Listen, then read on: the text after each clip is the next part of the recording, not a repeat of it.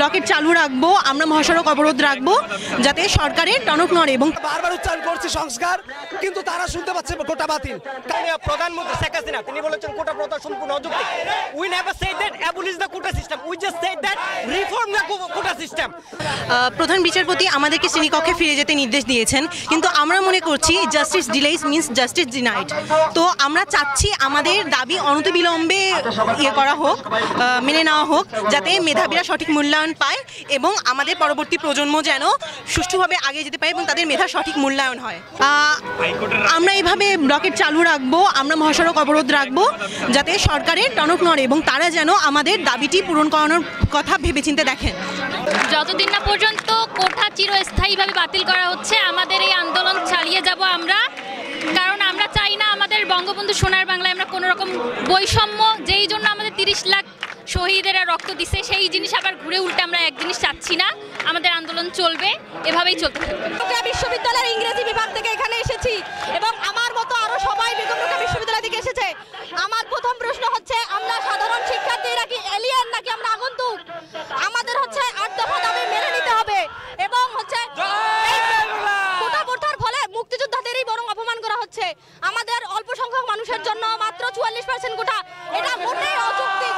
এটা একটা হচ্ছে বৈষম্যপূর্ণ দেশ গঠিত হয়েছে, যে দেশকে আমরা বৈষম্য থেকে পাকিস্তানের হাত থেকে আমরা স্বাধীন করেছি, ঠিক সেই বৈষম্য আবারও শুরু হয়েছে। যতক্ষণ না আমাদের এই কোটা প্রথার সংস্কার করা হয় ততক্ষণ আমরা আমাদের আন্দোলন চালিয়ে যাব। হাইকোর্ট যে রায় দিয়েছে সেটা হচ্ছে একটা ঝুলন্ত রায়। তো 4 সপ্তাহের একটা পর্যবেক্ষণ বলে আমাদেরকে ক্লাসে ফিরে যেতে বলেছে। তো আমাদের রায় তো আদালত, আমাদের দাবি তো আদালতের কাছে নয়, আমাদের দাবি হচ্ছে নির্বাহী বিভাগের কাছে। সেটা হচ্ছে দ্রুততম সময়ের মধ্যে সকল সরকারি চাকরিতে সকল গ্রেডে এই অনৈতিক এবং অন্যায্য কোটাকে বাতিল করে সংসদে আইন পাশ করে সংবিধানে উল্লিখিত অনগ্রসর জাতিগোষ্ঠী এবং যারা বিশেষ চাহিদা সম্পন্ন তাদের জন্য রেখে দ্রুততম সময়ের মধ্যে সংসদে আইন পাশ করে এই কোটা পদ্ধতির একটি স্থায়ী সংস্কার হোক। আমাদের এটাই দাবি। এই দাবি পূরণ না হওয়া পর্যন্ত এই ছাত্র সমাজ ক্লাস পরীক্ষায় ফিরে যাবে না। মুক্তিযুদ্ধ আমার 90+ বয়স, তিনি মুক্তিযুদ্ধে অনেক ছাত্র সাহায্য করেছেন, কিন্তু মুক্তিযুদ্ধ কোনো সন্তরেন তিনি চাচ্ছেন মেধাবীরা যেমন মেধাবী দিয়ে দেশ গড়তে হবে।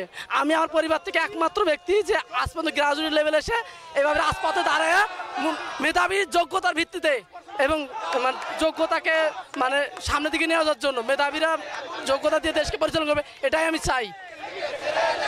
আমাদের অবস্থান এবং আমাদের বক্তব্য অত্যন্ত স্পষ্ট। 2018 সালে প্রথম এবং দ্বিতীয় শ্রেণীতে, শুধুমাত্র প্রথম এবং দ্বিতীয় শ্রেণীতে কোটাকে স্থগিত রাখা হয়, কিন্তু কিছুদিন আগে সেটি পুনরায় তুলে দেওয়া হয়।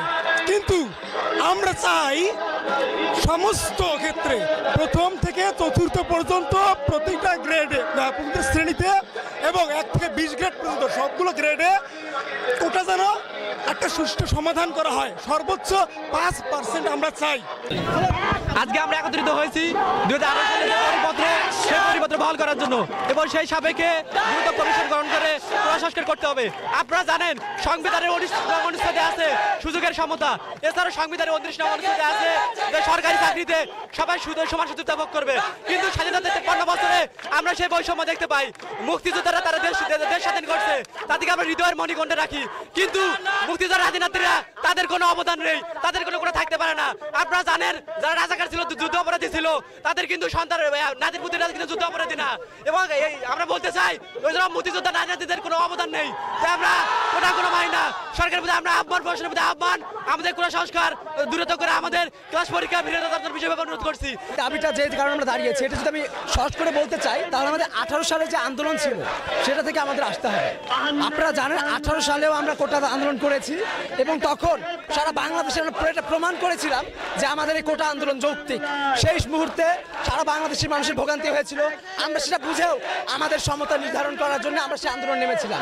তখনকার যে প্রেক্ষাপট দাঁড়িয়েছিল, তখনকার আমাদের প্রধানমন্ত্রী আমাদের সংসদে দাঁড়িয়ে আমাদের এই কোটা আন্দোলনকে যৌক্তিক মেনেই তিনি বলেছেন যে মানুষের ভোগান্তি না হোক, আমাদের শিক্ষার্থীরা ক্লাসে ফিরে যাক, সব কিছু মেনে তিনি তখন কি করলেন, তিনি কোটা বাতিল করলেন। কিন্তু আমরা কি কোটা বাতিল চেয়েছিলাম? আমাদের দাবি কখনোই এটা ছিল না যে আমরা কোটা বাতিল চাই। আমরা সবসময় বলেছিলাম কোটার একটা যৌক্তিক সংস্কার।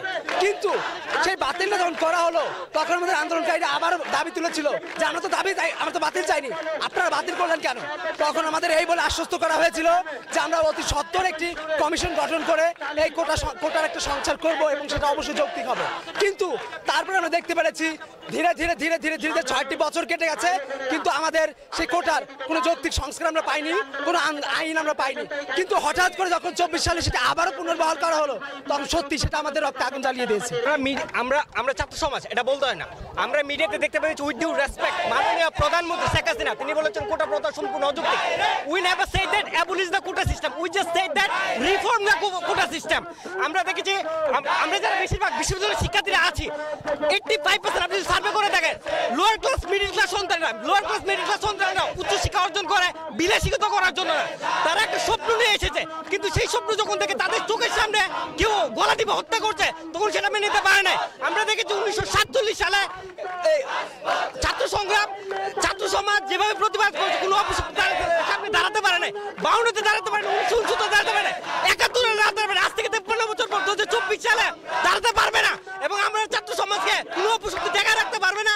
আমরা আমাদের যতক্ষণ আমাদের দাবি পূরণ না হচ্ছে ততক্ষণ আমরা ক্লাস মিড টার্ম সেমিস্টার সবকিছু বর্জন করলাম এবং রাজপথে আমরা থাকবো যতক্ষণ আমাদের দাবি পূরণ না হচ্ছে। আমরা কর্মসূচি সারা বাংলাদেশে করতেছি, বাংলা ব্লকেট আমাদের কথা সংস্কার করতে হবে। আমরা 2015-18 সালে যেরকম 8 মাস সংগ্রাম করছিলাম, এবারও 2024 সালে সেই ধারাবাহিক আমরা রাখতে চাই এবং আমরা সারা বাংলাদেশকে জানিয়ে রাখতে চাই অনেক অতি সাধারণ শিক্ষার্থী গরিব দুঃখী সাধারণ কোটা প্রথা থেকে বিরত রাখবো। আমরা আমাদের মেধা যাচাই করে আমরা নিজের যোগ্যতায় চাকরি নেব। কোটা মুক্ত বাংলাদেশ চাই। এই জন্য আমরা এখানে বসছি, যতদিন না কোটা সংস্কার হবে আমরা আন্দোলন থামাবো না, আমরা আমাদের আন্দোলন